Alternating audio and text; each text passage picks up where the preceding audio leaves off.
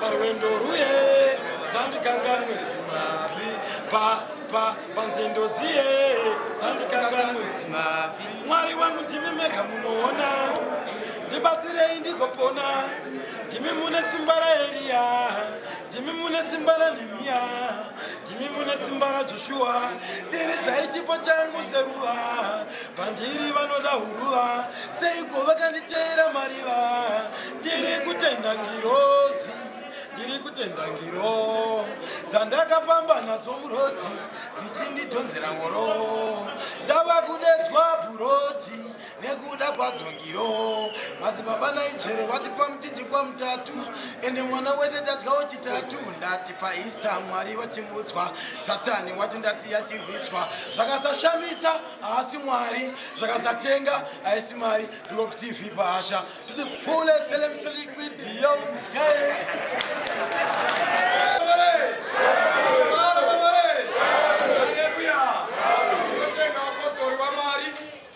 Tinotenda wese watumwa neshoko raMwari kuti vauye mukati menzvimbo youranda saizvozvo vachitiona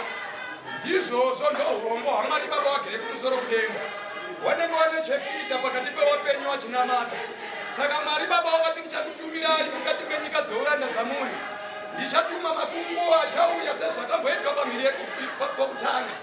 naizvozvo varume vauya mukati menzvimbo ndinokutendai nemana amai matumbe maminzwa ndinokutendai nechikafu chamatipa ndiMwari vatipa mukana wokuti tigone kuwanana tose tiri vapenyu fanwa more haleluya shoko raMwari rakatifana ionana uchauya kuparara haleluya saka tinokutendai nokuti tasangana tichiri vapenyu haleluya fanwa more saka kuti tinokutenda